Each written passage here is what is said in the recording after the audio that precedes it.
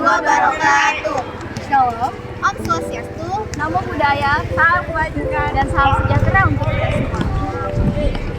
Perkenalkan, kami dari kelompok cerpen yang berjudul Tukang Cukur karya Budi Dharma. Dan pada kesempatan kali ini kami akan mempresentasikan dan juga membacakan cerpen karya Budi Dharma tersebut. Perkenalkan, nama saya Nama saya Denis Chandra Putri Pidana. Nama saya Desita Maharani, nama saya Melania Agustina, dan nama saya Rina Diana.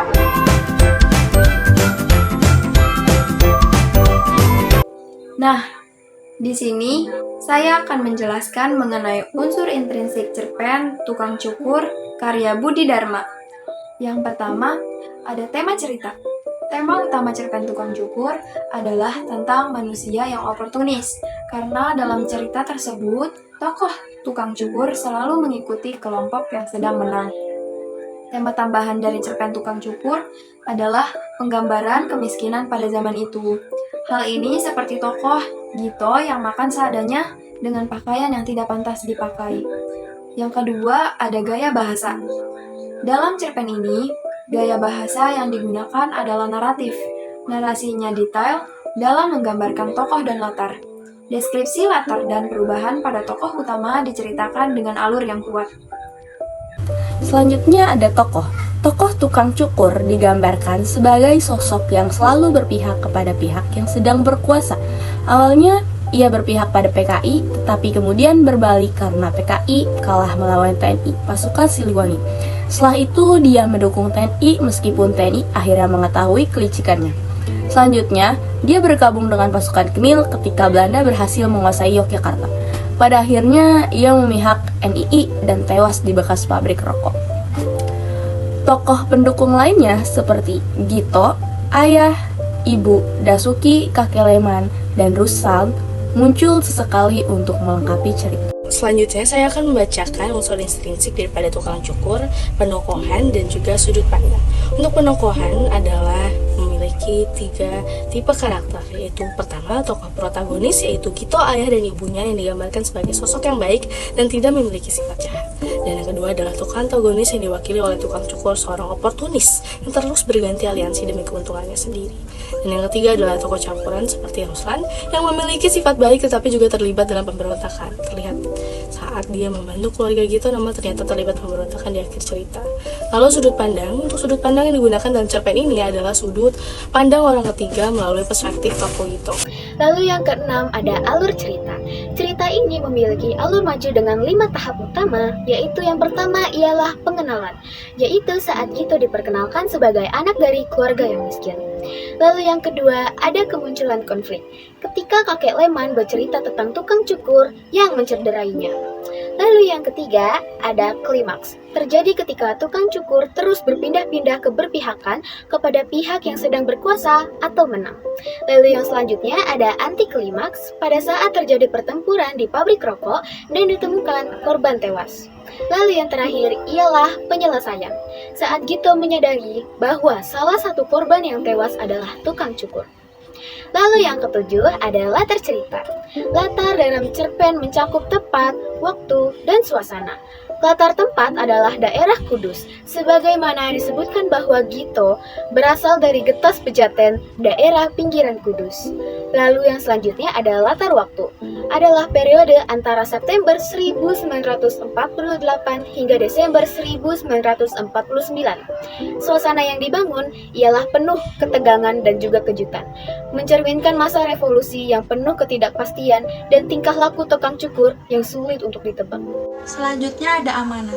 Amanat cerpen tukang cukur adalah jangan mempunyai sifat oportunis, karena sifat oportunis cenderung egois, tidak memiliki empati, tidak bijak, tidak etis, serta merugikan diri sendiri maupun orang lain. Oleh sebab itu, jadilah seseorang yang selalu memegang prinsip dan berkomitmen terhadap segala sesuatu. Cerpen Tukang Cukur karya Budi Dharma. Gito, seorang anak dari Jawa Timur yang lahir dan berkehidupan sederhana. Dia, guru, dan teman-temannya memiliki hidup yang sederhana sekali. Mereka hanya makan 1 kali sepulang sekolah. Baju mereka sudah luntur dan compang-camping, dan mereka tidak menggunakan alas kaki. Meskipun ada guru yang menggunakan alas kaki, pastinya alas kaki tersebut sudah rusak. Suatu hari, saat ia sedang melewati kedai gulai kambing, ia dipanggil oleh kakek Leman. Lalu, ia diberi makan. Di saat itu, kakek Leman bercerita tentang anehnya tukang cukur yang tiba-tiba muncul di bawah pohon cemara. Keesokan harinya ia menemukan sesuatu yang baru, yaitu di sekolahnya kedatangan guru baru yang tak dari mana yang bernama Daisuke. Daisuke hanya akan menggantikan guru yang berhalangan hadir, namun pada saat semua guru masuk, Daisuke pun ikut masuk ke kelas yang ada gurunya. Dia mengajarkan bahwa Rusia adalah negara yang hebat, bersih, dan warganya jauh lebih bahagia daripada di kota Kudus. Namun, Daisuke hanya masuk ke sekolah Gito beberapa minggu saja, lalu dia menghilang. Beberapa hari kemudian, kota Kudus kedatangan pasukan tentara berbaret merah yang menyerbu kota Kudus. Di dalam tentara tersebut, terlihat adanya tukang cukur yang sedang memakai baret merah yang juga membuat Gito kaget.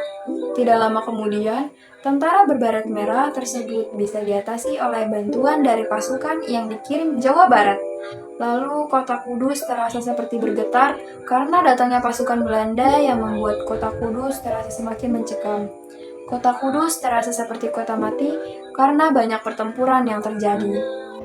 Bagian dari kota Kudus diluluh lantahkan termasuk rumah Gito juga, yang mengharuskan Gito mengungsi ke rumah teman ayahnya, yaitu Ruslan. Mereka harus berdiam di ruang bawah tanah tanpa makan dan tanpa minum selama 2 hari lamanya. Lalu saat keadaan mulai tenang, Gito dan keluarganya pun pindah rumah. Dan dari mulai saat itu pun juga, Ruslan pun mulai menghilang. Gito memulai hidupnya lagi seperti biasa. Saat Gito menginjak kelas 2 SMP, keadaan berubah lagi seperti dahulu kala. Di daerah pelacuran, berkumpul segerombolan orang yang memakai baret hijau. Gito baru mengetahui bahwa tentara itu adalah tentara NII yang ingin membuat negara Indonesia menjadi negara Islam. Ketika tengah malam, Gito terbangun karena adanya suara. Tembak-menembak di bekas gudang rokok yang dekat dengan rumahnya. Namun, pada saat pagi, keadaan sekitar menjadi sangat sunyi dan tegang. Gito mendapat kabar bahwa pertempuran yang terjadi di gudang rokok sudah berakhir dan mengakibatkan adanya tentara NII yang kabur dan terjebak di gudang itu. Para jenazah yang terjebak sudah dikeluarkan dan sudah dikerumuni oleh banyak orang karena penasaran. Gito pun melihat langsung jenazah yang ada di ruko tersebut. Betapa kagetnya Gito saat melihat salah satu jenazahnya itu adalah tukang cukur.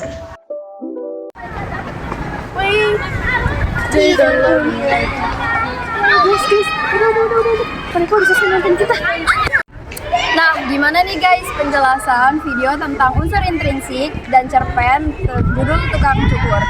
Sekian informasi yang dapat kami sampaikan, kurang lebihnya mohon maaf. Wassalamualaikum warahmatullahi wabarakatuh. Makasih guys. Guys, by the way, ada yang masih aku bingungin tahu tentang cerpen tukang cukur tadi. Aku boleh nanya nggak sih? Keren. English. Baby, you got something in your nose.